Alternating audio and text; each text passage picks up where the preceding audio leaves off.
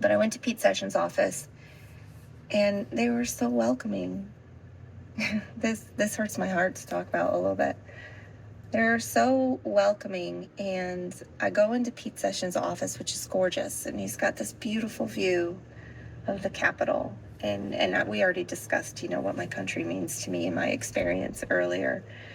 And I was like, oh my gosh, I've made it. I've made it, and someone's going to listen to me. I get to talk to an actual representative, and they're going to hear me, and they're going to hear us. They're going to hear our story. And I was kind of shaking a little bit because it was so important to me that I convey our experience and what we have experienced. It's been so wrong, and the fraud that we've been victimized by. And they wanted to do a picture, which was cool because, he's got this window with this cool view.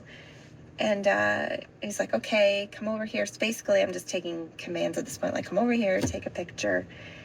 And then I thought we were going to sit down and talk. And then he was just helping me with the QR code to get the picture. But then they kind of ushered me off to Tucker. And I was kind of, I don't know. I don't know if starstruck. It was just like,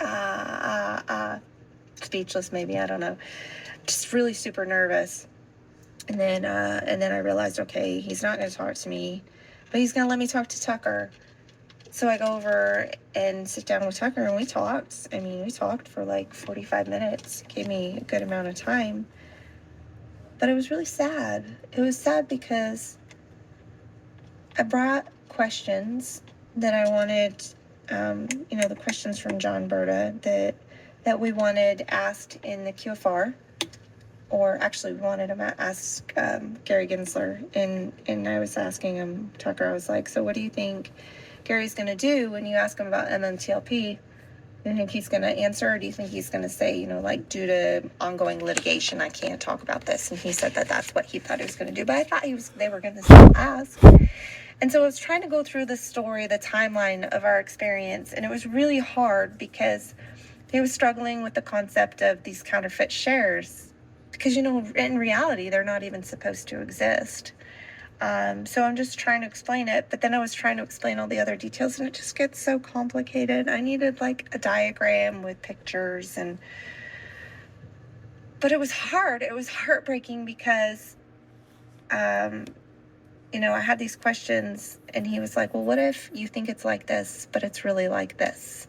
And he tells me that they've had an expert that's come in, and that there shouldn't be a problem that they didn't close the short positions and taking the shorts into a private company. And he kept saying that Metamaterials was the company at fault. And I was trying to tell him, no, it's GTS and the hedge funds that got this thing trading under fraudulent conditions, and it was never supposed to trade. And then they're beating Metamaterials to hell because it has a target on its back because the short positions were never closed from the merger with Torchlight. And he kept trying to say that Meta was the bad company.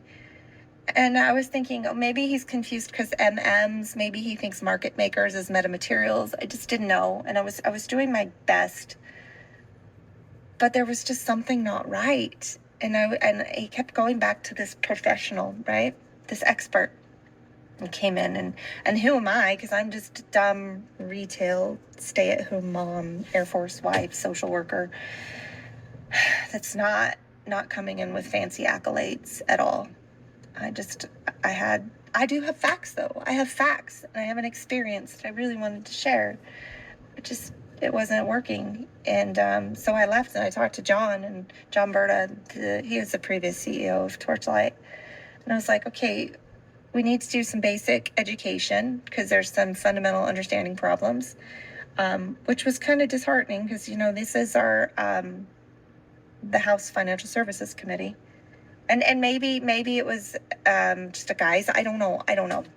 But I also was like, somebody got to him first. Somebody's telling him stuff there. It's the same. We have these shills and people trying to push false narratives on social media. And that's exactly what I was hearing coming from Tucker. That it was Metamaterials' fault, that it's no problem, that the shorts are there, that NextBridge needs to trade, all these things, right? And so I'm like, we need to find out who this expert is. And to the community's credit, I mean, you guys found out really quick. And Liz, props to you. And so, we found out that the expert that they had was James Angel from Georgetown University. And I just want to know, did Georgetown sanction his visit? I guess there was 57 slides for 18 members, both of the House and the Senate. And I want to know if they sanction the visit, if they agree with everything that James Angel said, and trying to force or trying to get Nixbridge to trade. Do they understand that this guy is going and talking but not disclosing his conflicts of interest? I mean, we're talking about FINRA fraud, right? And FINRA, and we know that FINRA and the SEC were colluding with one another based on the FOIA requests that showed the emails, that they knew that this was fraudulent, that, they say it's a settlement issue, but then why did you approve the S1? There's all these things, but I felt like once you start digging into who James Angel is, he's like the FINRA cleanup crew, but he also had this relationship with GTS, who is the market maker, the hedge fund that was heavily shorting Torch. Was it to try and steal the assets, or was it just trying to make money? I don't know. I mean, that's what they do. They bankrupt companies to make money. But did he disclose his relationship with GTS and that he's on the board of Ari Rubenstein, the CEO of GTS? He has a nonprofit that James Angel sits on.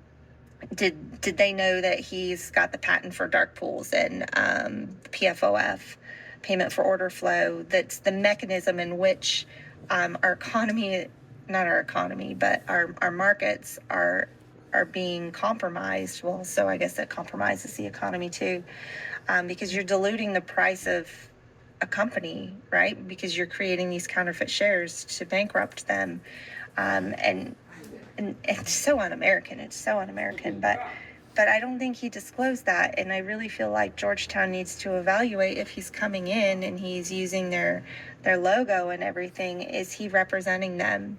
I would like to know that. But it was kind of difficult too, because then, Anna was having a hard time getting into Warren Davidson's office, and I thought it was because of my posting the card and my interactions. And so I called and I was like, hey, I'm sorry. I hope that's not the reason. And that was that Max guy again. He was basically like, well, we just can't meet with her because we have to meet with constituents. And so I was like, well, what if we got 5 constituents on the phone? Because I'm kind of I don't give up. And so he's like, okay, fine. So he goes and I wait a while, but he gets Tim Height on the phone. And he tells me that they don't want to duplicate efforts, that there's already somebody, there's people on the committee that are looking into it, and it's not in their bandwidth. And which I appreciated, because I don't want to keep putting my efforts into a politician who has no interest in helping, And so, but I did ask, I said, with this briefing with James Angel, did he disclose his conflicts of interest? And he said that no, it was a very informal briefing, which we know it wasn't, but he wasn't there. And so he couldn't say. He said he probably didn't because it was informal.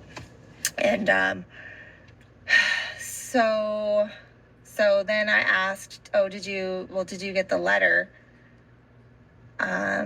Because there was huge conflicts of interest with this guy, and he's like, the letter you sent. I was like, no, not mine, because Anna would dropped off a bunch of letters after we figured out who James Angel was, to try and tell people, who this guy is, what he's about, and that way, at least maybe, because John Berta and Wes Christian have been trying to talk to this committee and meet with them and give them a presentation, and they've been denied this, right?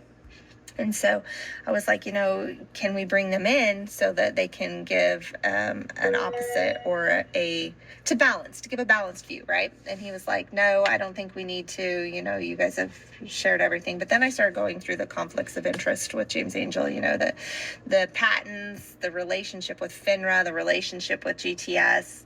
And he's like, well, I'll pass it on. But it still just didn't seem like there was much interest in in what I was saying. I didn't know if it was because, James Angel had painted us as conspiracy theorists, or if he just thought that I had no credibility, or he just wasn't interested. I don't know. Or they had bigger fish to fry. I don't know what the reasoning was. It was like just something didn't feel right. And then I looked and I found out that Tim Height had gone from FINRA and then worked for Warren Davidson. So he, was recently with FINRA.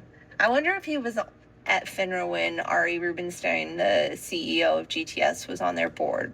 I wonder if they're buddies. I don't know. And you know what? They're doing good work trying to go after Gary Gensler. And so maybe I shouldn't be so, I don't know. I don't know if I'm being mean or just picky, or I don't know. But I look back now, and now I understand my experience at Pete Sessions' office. And, I thought, okay, this is a picture that's going to be like the start of a relationship, a collaboration where they're going to help us fight this market manipulation. But now I sit and I think it was to placate the community. It was like a PR stunt, and it makes me sick. And I feel like I fell for it, and I feel like I was taken advantage of, because they brought me in, but they had just had that presentation with James Angel that basically painted us as all conspiracy theorists or misunderstanding, and all the things that FINRA and the SEC and these hedge funds wanted our representatives to believe, because if they believe that, then they're not going to help us. And so now we're trying to explain to them who exactly James Angel is, right? And I hope they hear us. And I hope they work for us. And I hope, me expressing my sadness and concern about my experience doesn't burn a bridge so that they don't want to help. I just feel like it needs to be said. I feel like as a constituent, I'm not being heard, because I can't even get my representatives to call me on the phone. I haven't talked to Matt Gaetz. I haven't talked to Marco Rubio, although I've been calling in. And then when I do talk to somebody and I feel like maybe they're going to hear me, it's for a picture. And I'm not their constituent, but just as a citizen, I just feel terrible that it seems like in order to be heard, you have to hire a lobbyist. That the policy is in place for, somebody to get a hold of their representative on a local level and then have it go up the chain. There's something that's broken. And I don't know if it's broken because of inefficiencies or if it's broken because of corruption. I don't know. I just really hope they'll help us. And I know we're going through, the court system and some other routes, but, I just think back to that moment in time where I was walking past the Capitol, and I thought to myself, is it an illusion of a free and fair country? And for me, this experience, it's very profound. I take all my past life experiences and the deployments and, having my dad gone all the time, and then watching my son as he's being hazed, and all these things that I've experienced, and my faith is shaken, and it's like Afghanistan too, and the withdrawal. And I just want to see my country operate the way I believed it did. I want it to operate the way I know it can. I want politicians to help to champion good and the betterment of our country. And so I really hope this hasn't burned a bridge, and I really hope that maybe it touches somebody in some way, because I believe there are good people out there that want to help us. I hope they hear my story, our story, and I hope we can get resolution, because that means the betterment for, our economy, our country, our national security, the people who've been suffering. So, I don't know. I sit with these emotions, and I don't really have much else to say. Just that I'm conflicted, but I still have hope. So, thanks for listening to my rant.